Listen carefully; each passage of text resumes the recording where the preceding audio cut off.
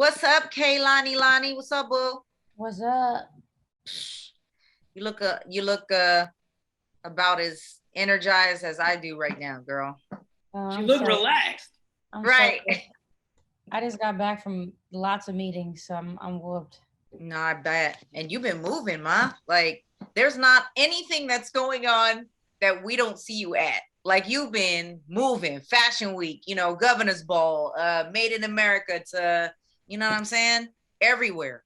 I'm about to disappear for a little bit until this music comes out. We were just talking about vacation with Dwight, and you have to take your breaks for real. Let's talk about Alter, though. Let's do it. So I know this is a record that's kind of like a tribute to your people. Yeah. But I'll let you tell a story, though. Really, it's just about like servicing and taking care of all the people who passed away and understanding that I can, assist them on their journey so they can assist me on mine. Right.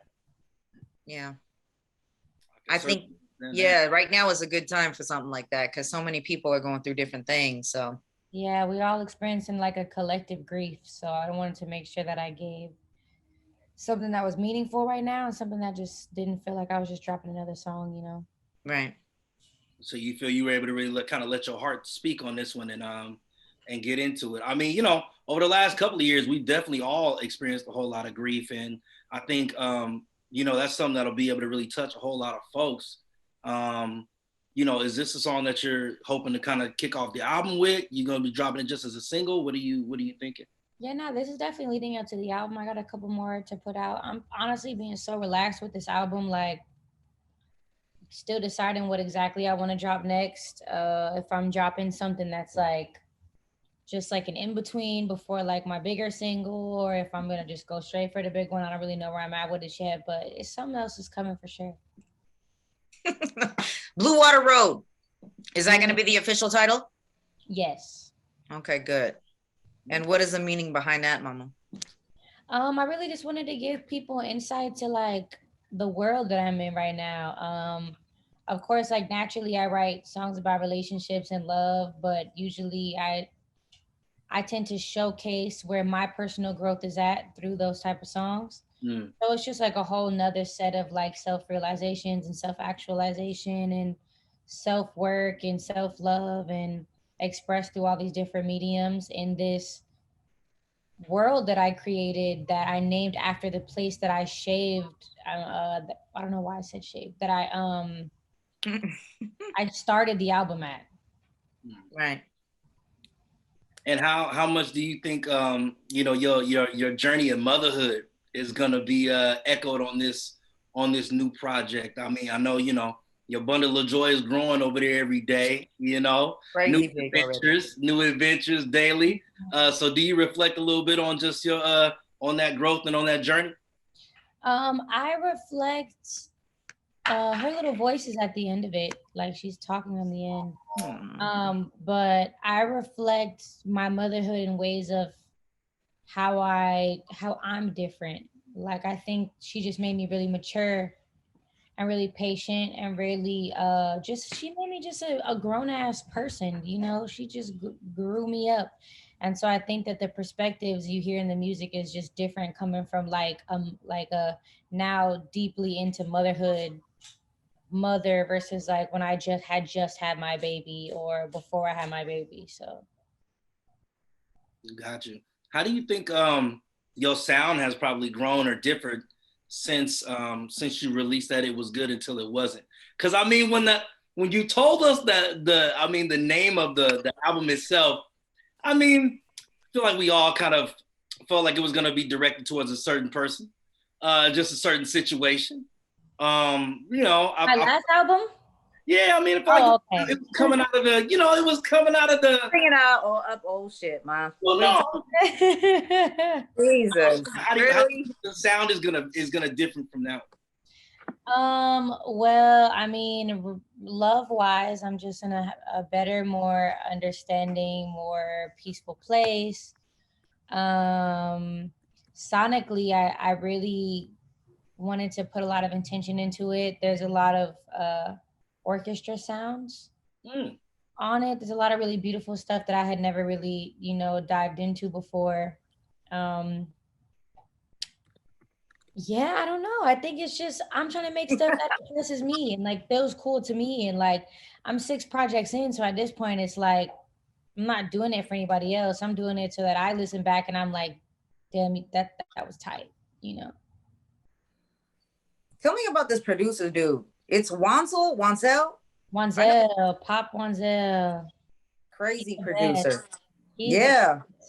best. He did a lot of my older stuff like on Sweet Sexy Savage. And we're like family at this point. So we were like, let's just do this album together, and we decided to do it from the jump together, and it's been incredible. Yeah, he's worked with a lot of people, and I just was watching him on YouTube. He seems like a really energetic, positive dude.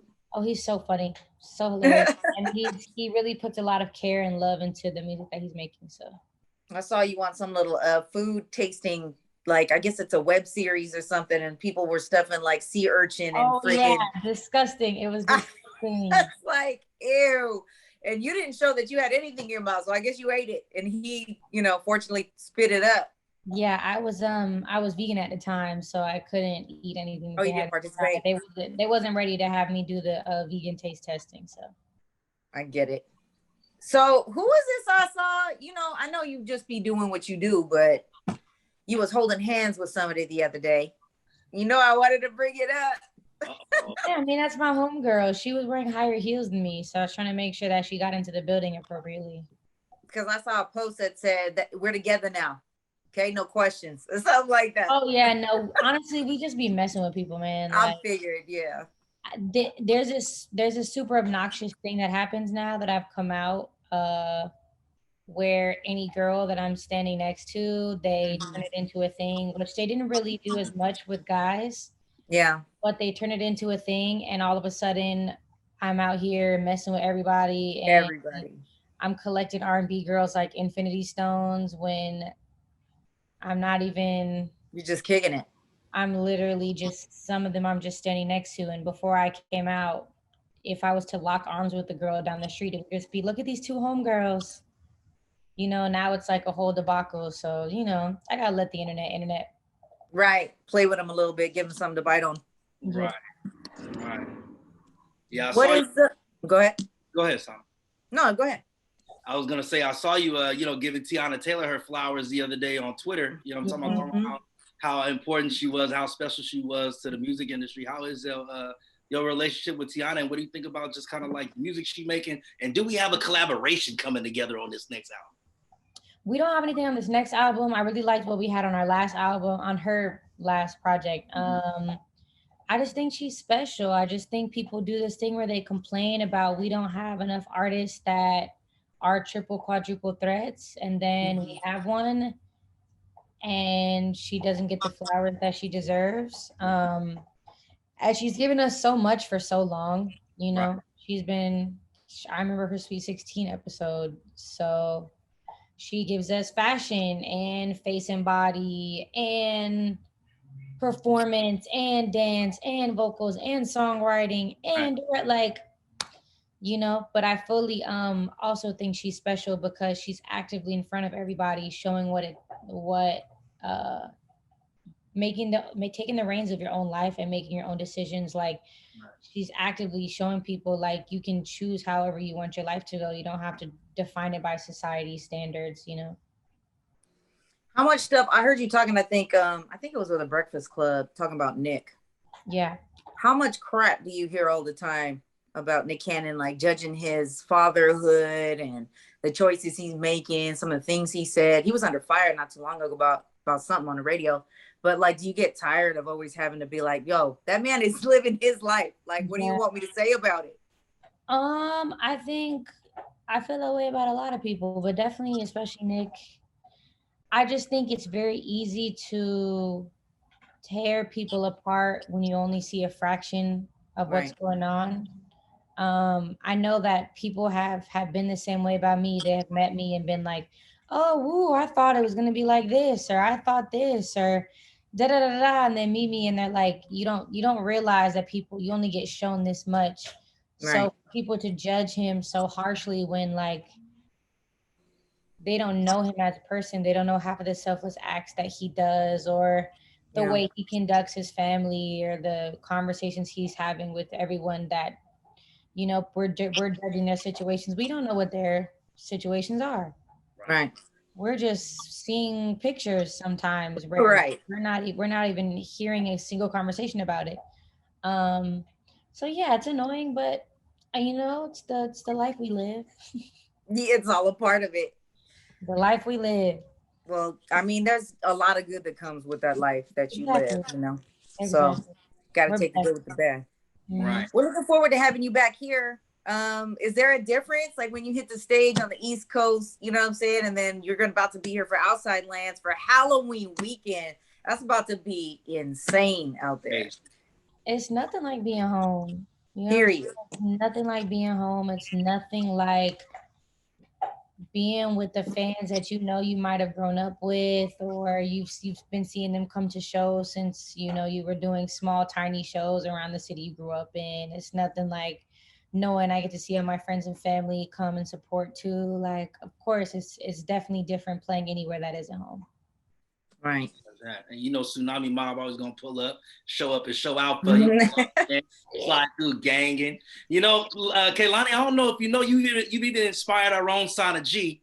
She was talking today that she's been thinking about maybe, you know, getting the hair movement kind of rocking on your line. Yeah. I might have to just really let it grow out on one side, and then I might get the white patch like you. I'm not quite sure. You know, I've been doing my thing for a while, but do it. I think I'm gonna dye it like a fire, like yellow, orange, red. Ooh.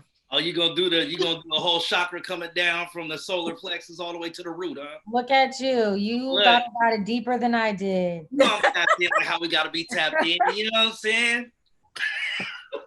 That's hella funny. That's what's up.